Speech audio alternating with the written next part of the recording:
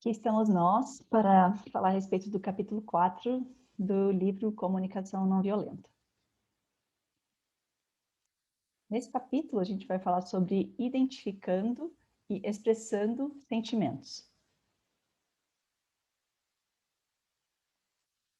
O primeiro componente da comunicação não violenta é observar sem avaliar, que foi o que a gente viu no capítulo anterior. O segundo é expressar como nos sentimos. O psicanalista Rollo May afirma que a pessoa madura se torna capaz de diferenciar sentimentos em muitas nuances.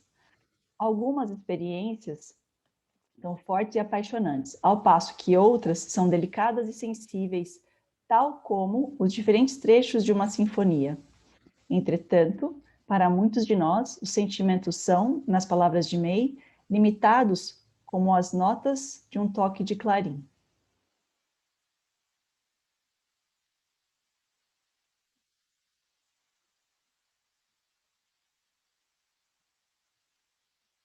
O alto custo dos sentimentos não expressos. Aí o Rosenberg traz para a gente essas informações, que o nosso repertório de palavras para rotular os outros costuma ser maior do que o vocabulário para descrever claramente os nossos estados emocionais. Isso porque o que acontece? Ele traz assim a informação de que durante os 21 anos que ele estudou, né, que ele frequentou a escola, nunca, em 21 anos, alguém perguntou para ele como ele estava se sentindo. E assim foi a minha educação também, imagino que todos vocês, né? Porque os sentimentos simplesmente não eram considerados importantes. O que se valorizava, segundo ele na época dele, mas também foi na minha, e eu vejo ainda hoje acontecendo nas escolas, é que a maneira de se pensar é mais valorizada do que um sentimento. Então, o raciocínio lógico que a criança tem, que o adolescente tem, é mais importante do que o que ele está sentindo, na verdade. Então, tal como definida por aqueles que detinham posições de hierarquia e autoridade. Só que aí também, assim, não é a forma que a pessoa, que a criança pensa espontaneamente. É a forma que a pessoa que está na liderança quer que ela pense. Esse é pior ainda.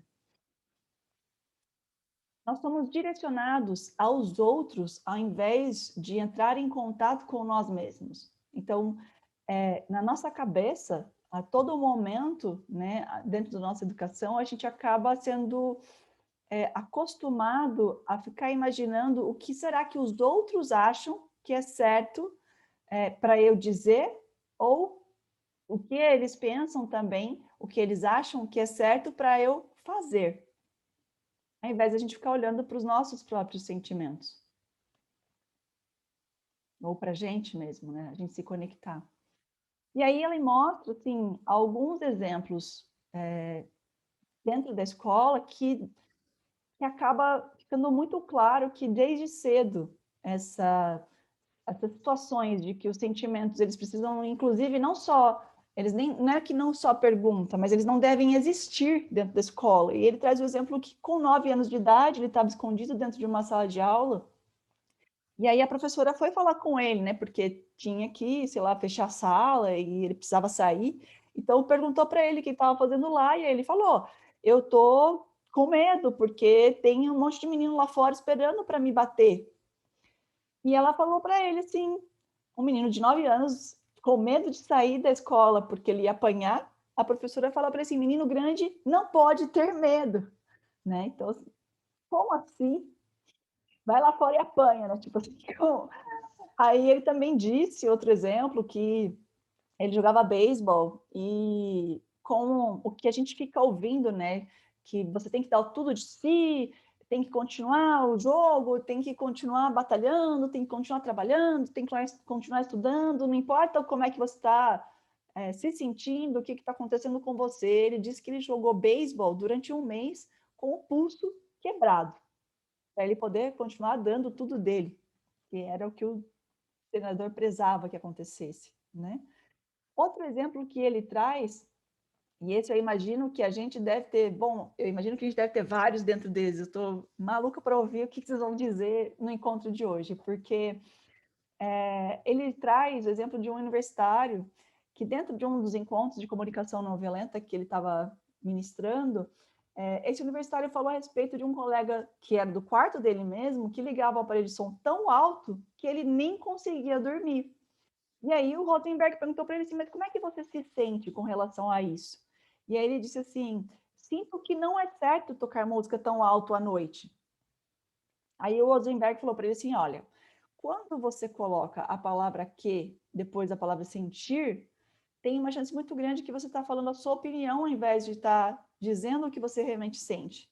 Você consegue dar uma assim, internalizada aí no seu processo e verificar o que é que você está sentindo? Daí ele falou assim, acho que quando as pessoas fazem coisas como esta, é um distúrbio de personalidade. E aí, mais uma vez, ele falou, então, você usou o quê? E isso mostra que provavelmente você, de novo, está falando da sua opinião, mas o que eu estou te perguntando é como é que você está se sentindo, né? E aí ele falou, ele parou um tempo, esse universitário, ficou pensando para verificar, então, efetivamente, quais eram os sentimentos dele, e aí a resposta dele foi, sim, não tem nenhum sentimento a respeito disso. Na verdade, ele tinha, né? Só que ele mesmo não conseguia acessar quais eram esses sentimentos que ele tinha. Então, ele não conseguiu se expressar com relação aos sentimentos dele. Aí, indo além, nesse capítulo, ele fala, né? O Rosenberg traz para a gente o quanto é difícil da gente conseguir tomar consciência dos nossos próprios sentimentos. Então, assim, já é difícil para a gente conseguir ter consciência desses sentimentos, imagina para a gente conseguir expressar esses sentimentos. E isso, dentro de uma família, torna um preço da convivência, né, dos membros dessa família muito ruim, muito difícil, né? Quando a gente paga um preço alto, quando a gente não é capaz de comunicar as nossas emoções dentro da família.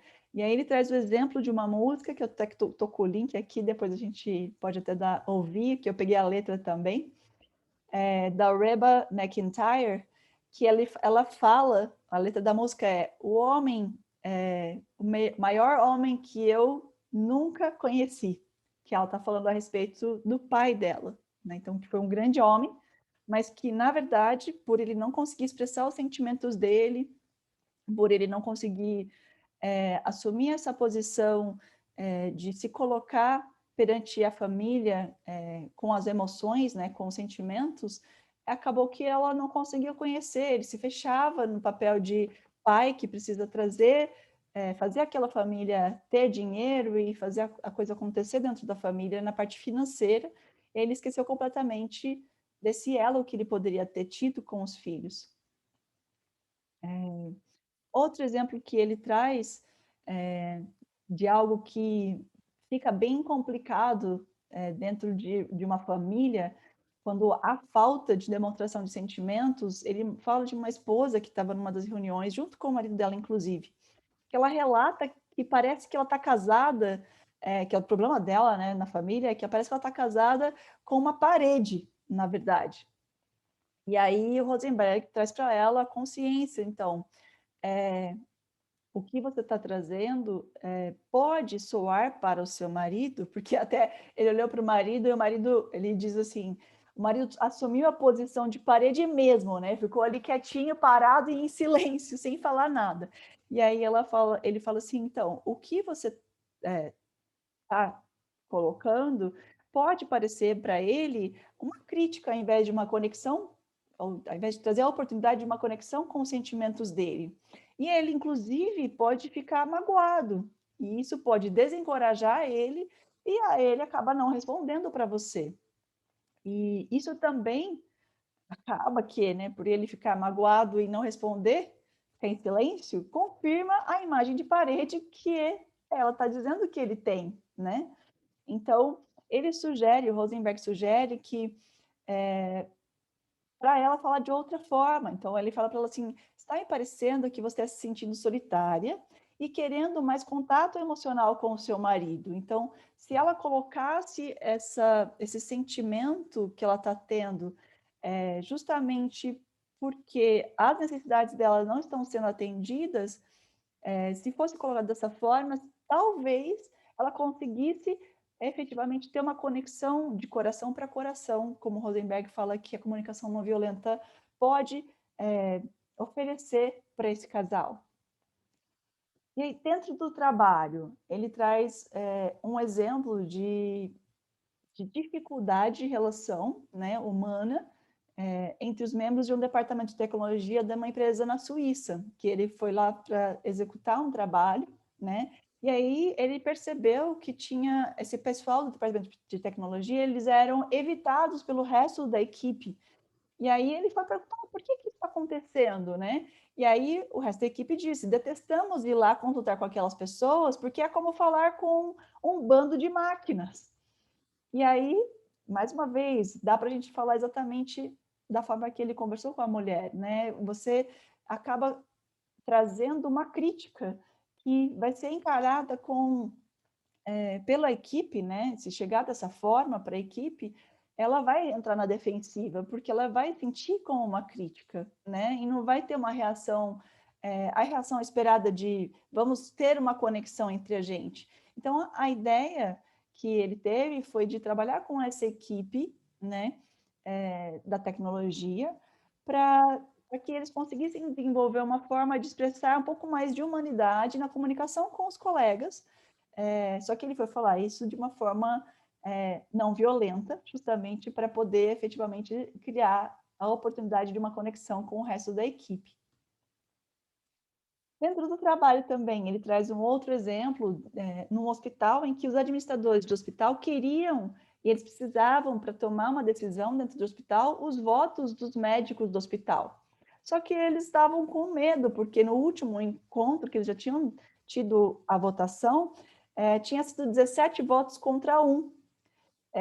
E isso, assim, era desastroso para a situação. Eles realmente precisavam dos votos dos médicos. Então, o Rosenberg sugeriu para eles, ele percebeu que havia esse medo, esse pavor de ter que encontrar com a equipe médica, esse pavor dos administradores de encontrar com a equipe médica, porque eles estavam com medo de não conseguir esses votos, né? E eles precisavam. Então, ele sugeriu que eles mostrassem para os médicos a vulnerabilidade deles, né? Que eles efetivamente estavam com medo para verificar se eles conseguiam estabelecer algum tipo de conexão com os médicos. E o que aconteceu foi exatamente o contrário. Os médicos, eles ficaram diferentes, eles agiram de uma forma diferente do que eles tinham agido nos últimos encontros junto com os administradores, e inverteu o quadro da votação, né? Eles perceberam a forma com que esse administrador se colocou, que ele acabou expressando a vulnerabilidade dele, demonstrando que ele estava com medo, né, dos médicos, e aí, efetivamente, o quadro se reverteu. Então, valeu a pena para eles terem essa conexão. E aí, ele traz também um exemplo dele mesmo, na frente de alguns alunos dentro de uma escola, que ele foi trazer o trabalho de comunicação não violenta para os alunos, e ele entrou meio receoso, então ele mesmo já chegou na sala com receio dos alunos, e ele fala assim que ele continuou falando, mesmo olhando em volta e percebendo que tinha uma aluna que começou a lixar, pegou a lixa da bolsa e começou a lixar enfaticamente a sua unha. E alguns outros alunos ficavam olhando para a janela como se o que tivesse lá fora fosse extremamente interessante, né? Só que aí ele fala assim que teve um dos alunos do grupo que foi, segundo o Rosenberg, mais corajoso do que ele mesmo, e que esse aluno verbalizou o que ele estava sentindo. Esse aluno disse assim: você odeia estar com os negros, não é isso? Aí o Rosenberg percebeu que ele estava escondendo a sua própria vulnerabilidade, né, não querendo se expor, e que esse aluno foi tão corajoso de colocar o que ele estava sentindo, foi, como ele diz, mais corajoso do que ele mesmo, que estava ali para falar que era importante se expressar, expressar seus sentimentos, e aí ele finalmente disse: eu estou nervoso, mas não porque vocês sejam negros. Os meus sentimentos têm a ver com não conhecer ninguém aqui e desejar ter sido aceito quando entrei nessa sala. Aí depois que ele se tornou, ou mostrou a vulnerabilidade dele, né? Os alunos começaram a perguntar sobre ele, né? Sobre esses sentimentos e tudo que estava acontecendo, e também ficaram curiosos para saber mais a respeito da comunicação não violenta. Então, valeu a pena expressar e demonstrar a sua própria vulnerabilidade para os alunos, porque ele efetivamente conseguiu estabelecer essa conexão. E aí, dentro do texto, né, desse capítulo, ele diz assim, que expressar a nossa vulnerabilidade pode ajudar a resolver conflitos.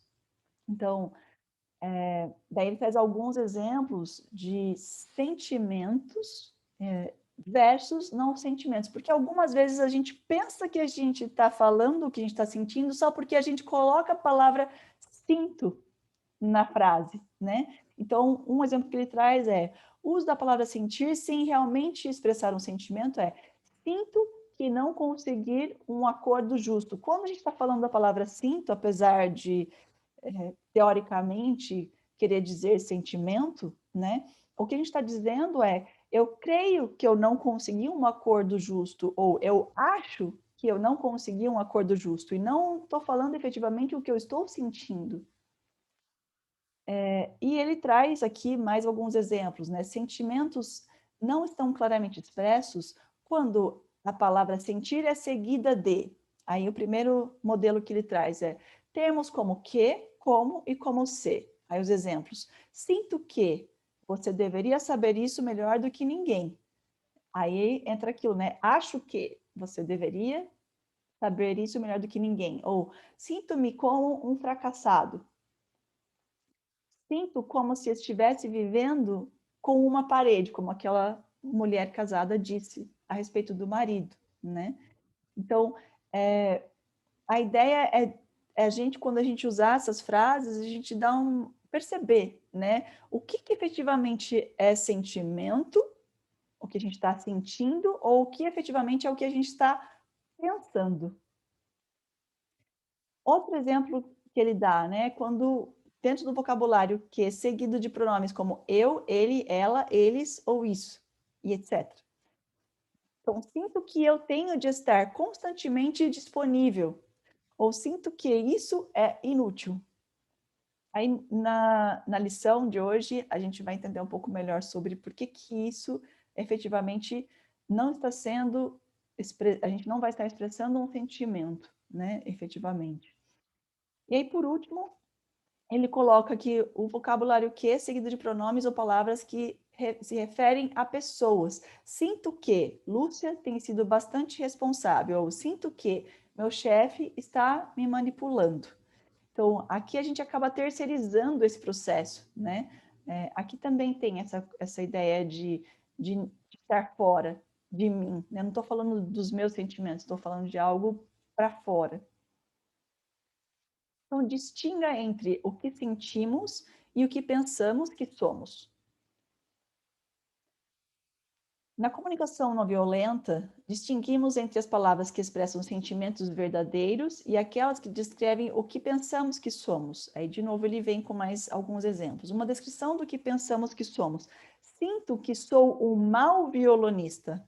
Nessa afirmação, estou avaliando minha habilidade como violonista, em vez de expressar claramente quais são os meus sentimentos.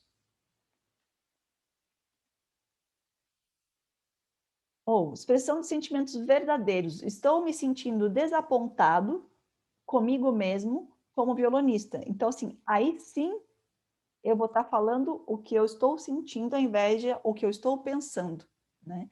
Sinto impaciência comigo mesmo como violonista. Ou sinto-me frustrado comigo mesmo como violonista. Esses são os sentimentos: desapontado, impaciente e frustrado. Então, distinga entre o que sentimos e o que achamos, que os outros reagem ou se comportam a nosso respeito, que é isso também a gente é craque, eu pelo menos sou craque em fazer, né? É de ficar efetivamente tentando achar algo que é o que os outros pensam, o que os outros acham. É como ele disse no começo, né? A gente é educado para fora da gente, para verificar o que está fora, o que os outros pensam e sentem, o que a gente acha que eles pensam e o que a gente acha que eles sentem, né? Então, exemplos de como achamos que os outros estão se comportando, ao invés do que a gente realmente está sentindo. Então, sinto-me insignificante para as pessoas com quem eu trabalho.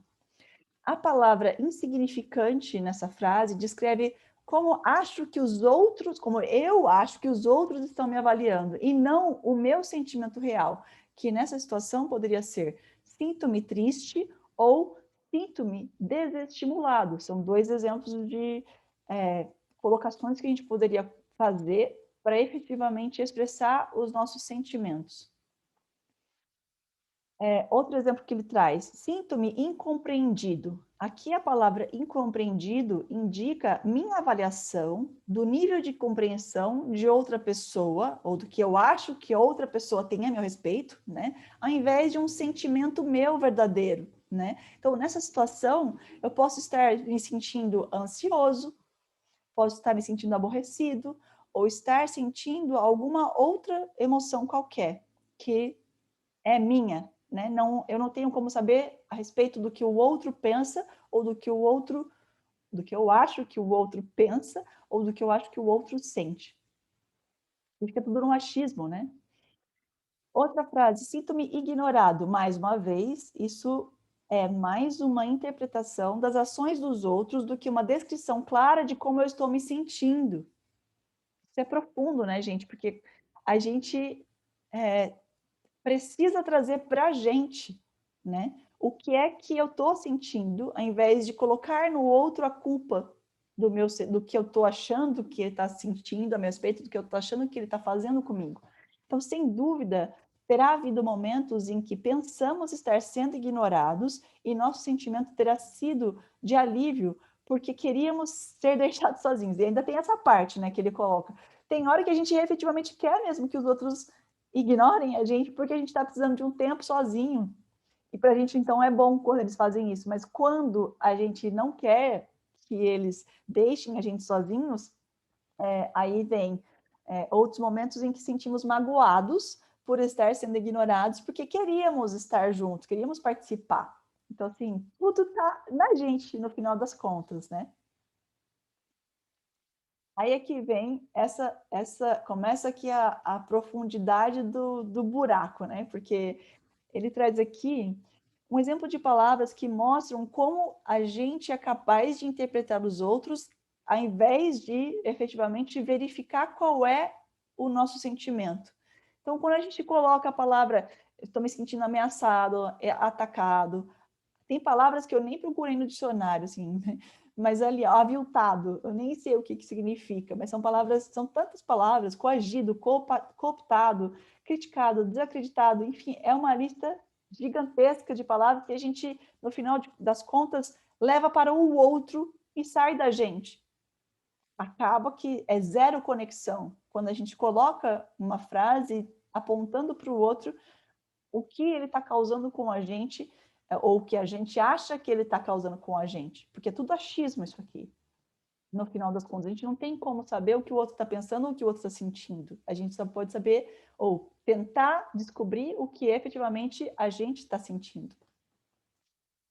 Então, a gente precisa efetivamente construir um vocabulário com os nossos sentimentos. E aí é que, assim, eu estou super querendo perguntar para vocês, assim, quantos são os sentimentos que vocês conhecem, né? Porque a gente cresce sabendo pouquíssimos sentimentos, né? O que a gente mais se fala, tem um filme, um desenho infantil que é falando sobre como é o cérebro de uma garota. E nesse filme são raiva, medo, nojo, alegria e eu não lembro, são 5, eu acho. Enfim, é só isso. O que a gente acaba efetivamente crescendo a vida ouvindo esses sentimentos, né? Alguém colocou alguma coisa aqui no chat, daqui é sobre o outro sentimento? Não consigo ver.